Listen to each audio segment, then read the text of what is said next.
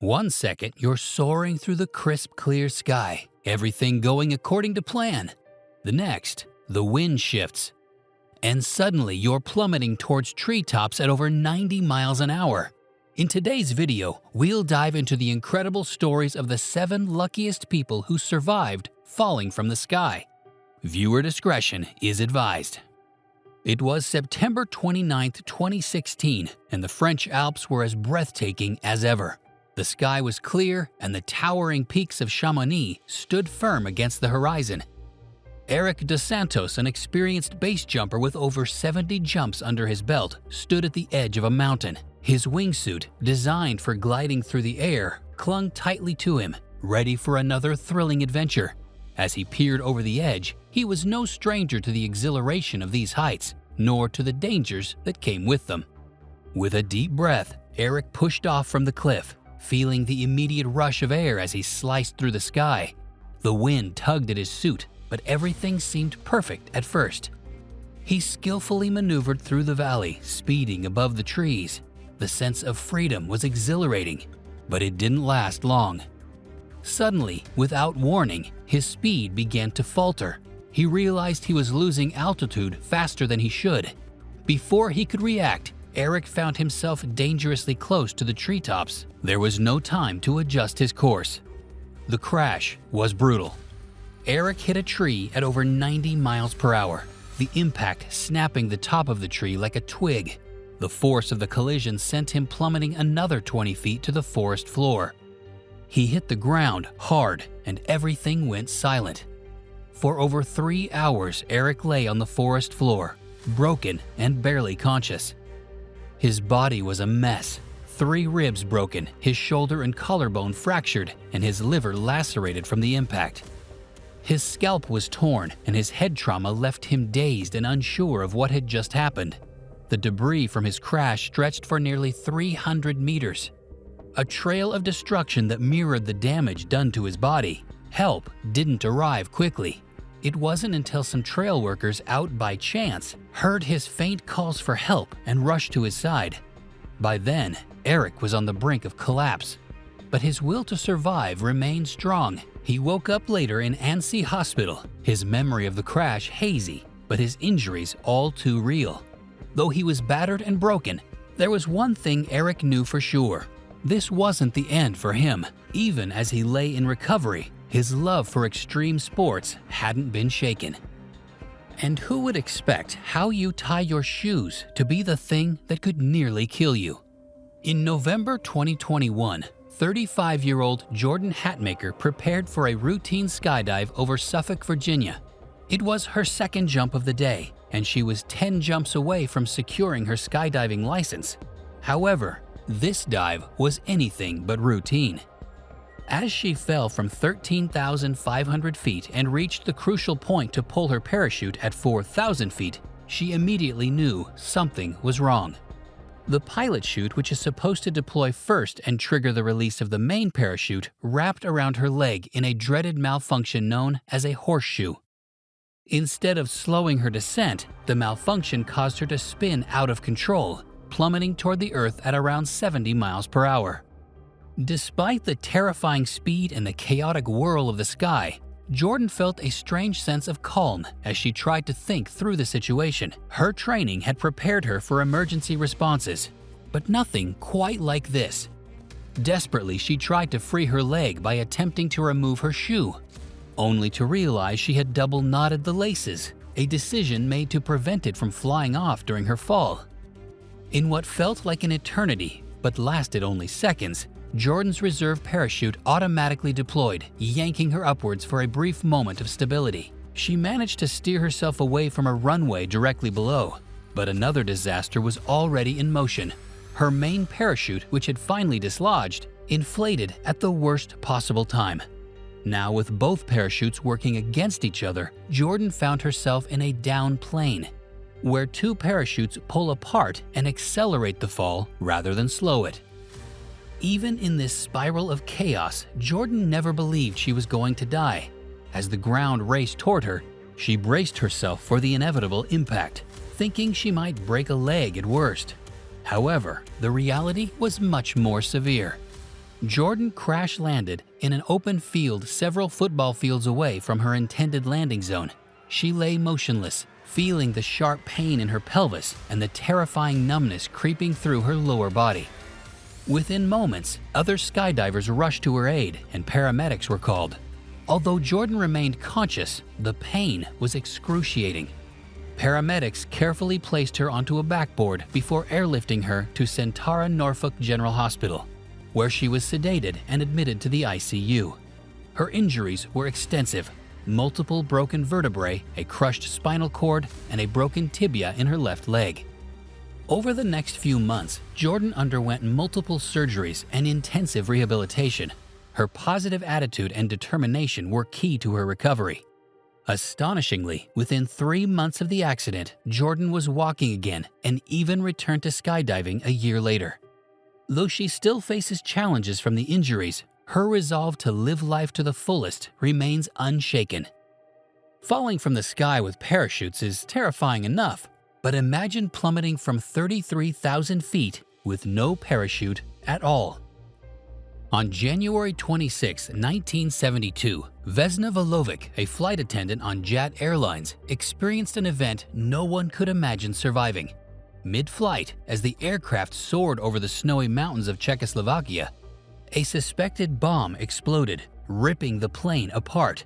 The aircraft broke into pieces, and Vesna, along with 28 others, were all thrown out into the freezing sky at 33,000 feet, plummeting toward Earth.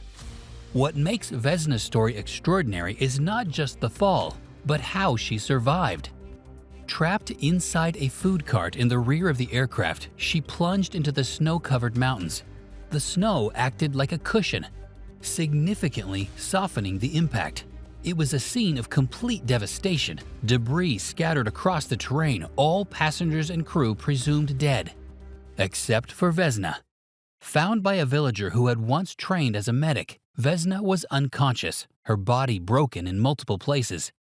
She suffered severe injuries: a fractured skull, broken vertebrae, a shattered pelvis, and multiple broken ribs and legs. Miraculously, her low blood pressure, which caused her to pass out during the explosion, likely prevented a fatal heart attack. Despite her devastating injuries, Vesna's life was saved.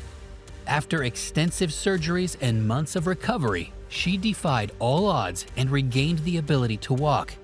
Though temporarily paralyzed from the waist down, she gradually made a remarkable recovery. Vesna's story earned her a place in the Guinness Book of World Records as the only person to survive such a fall without a parachute. Her miraculous survival turned her into a national hero, though she always remained humble about her experience. But falling from such a height is just the beginning. What happens when you fall from a flaming helicopter? By the way, if you are enjoying the video, please subscribe to the channel. It helps us be able to tell more stories like these. On September 12, 2024, in the warm city of Caruaru, Brazil, a routine helicopter flight turned into a nightmare. High above the bustling streets, the helicopter carried a few passengers, including Henrique Cunha dos Santos, 41, a businessman who had no idea he would soon be facing a life-or-death situation. As the helicopter hummed through the skies, something went terribly wrong. Alarms blared inside the cockpit, and then flames burst from the engine and smoke filled the cabin. It was clear the helicopter was going down fast. Inside, the heat was unbearable, and the smell of burning fuel filled the air. There was no time to think, only time to act. With the helicopter nosediving and the ground rushing up to meet him, Henrique made a split-second decision. He leaped from the flaming helicopter, plunging 33 feet into a patch of bushes below. The fall may have saved him from the immediate explosion, but he didn't escape unscathed. When bystanders reached him, they found him severely burned, 90% of his body covered in third-degree burns. The heat had stripped away his clothing, leaving him disoriented, in shock, and fighting for every breath. Somehow, even the odds stacked against him, he remained conscious. First responders rushed him to the hospital, where he was immediately sedated and placed on breathing support. He lost nearly half the fluids in his body and battled not only the trauma of the crash, but also smoke inhalation and severe infection. He survived, holding on through multiple surgeries to remove burnt tissue and fighting infections that ravaged his body. A flaming helicopter may seem extreme, but how about falling from nearly 50 stories? It was December 7, 2007, a crisp winter morning in Manhattan, and Alcides Moreno had a job to do. High above the streets, he was washing windows on the 47th floor of a skyscraper. Just another day in his life as a window washer. The air was cold, but the view from up there was breathtaking, with the city stretched out beneath him. Moreno, 37 years old, wasn't new to the job. He and his brother Edgar worked side by side, scrubbing away on the scaffold as it gently swayed in the wind. But this time, something went terribly wrong. The scaffolding collapsed without warning, plunging both men down the side of the building. In the blink of an eye, they were falling. They hit the ground with a crash that could have shattered every bone in Moreno's body. And yet, miraculously, he was still alive. His injuries were severe, as you'd expect from a fall like that. Both legs were broken, along with his right arm and wrist. His chest and abdomen were crushed, and his brain had started to bleed. By the time he was rushed to New York Presbyterian Hospital, doctors described his condition as catastrophic. His body was a battlefield. The medical team pumped 24 units of blood into him, trying desperately to keep him alive. They performed emergency surgeries, repairing his shattered limbs and working around the clock to reduce swelling in his brain. Each moment was critical. His life was hanging by a thread. But then, on Christmas Day, something miraculous happened. Alcides Moreno opened his eyes. Against all expectations, he woke up. Not only that, but he could move, breathe on his own, and speak. The doctors were in awe. People often don't survive falls from 3 stories, let alone 47. When he awoke, he learned that his brother Edgar hadn't survived. It was a long road to recovery for Moreno, with 9 surgeries to piece him back together. Yet, against all odds, Moreno was walking again, one step at a time, defying everything science knew about falls from such great heights. And window washers aren't the only ones who have to risk such falls. Spencer Baker, a 38-year-old ironworker, was working on a maintenance task on the Ambassador Bridge on a regular day in April 2024.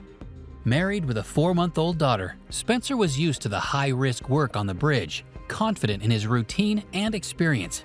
However, that day, something went terribly wrong. While performing a task near the edge of the bridge, Spencer slipped and fell over the guardrail. Within moments, he was free-falling 180 feet toward the cold waters of the Detroit River. There was no time to process what was happening. One second he was securely working, and the next, he was hurtling toward the ground. The speed of the fall made everything a blur, and before he could even react, the water loomed closer. Spencer hit the river with a force that felt like concrete. The impact knocked the air out of his lungs, and his body was jolted with intense pain. His arm and body took the brunt of the fall, leaving him bruised and barely able to move.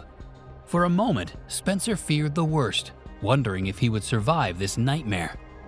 Fortunately, a nearby family had seen him fall and immediately called for help. Their quick actions saved his life. Within minutes, a rescue team arrived on a boat, pulling Spencer from the water. His body was bruised and he was struggling to stay conscious.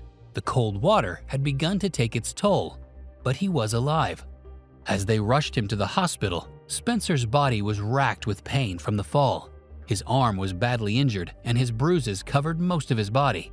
But despite the severe injuries, the doctors told him he was lucky to be alive.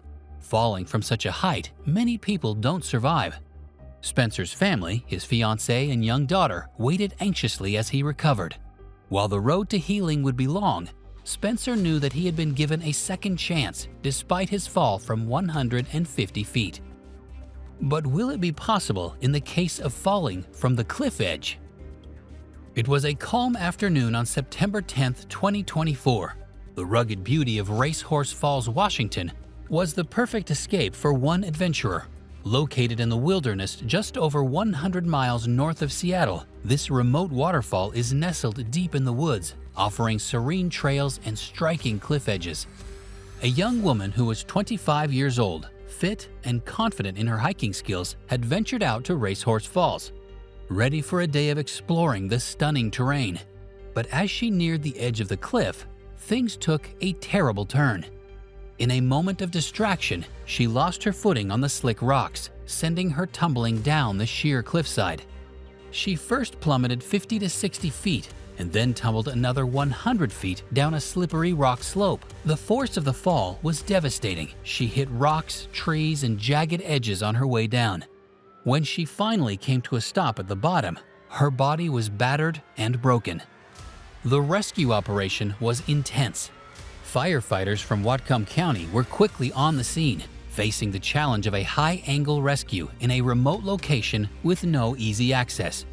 Crews rappelled down the canyon, working carefully to reach her without causing further injury.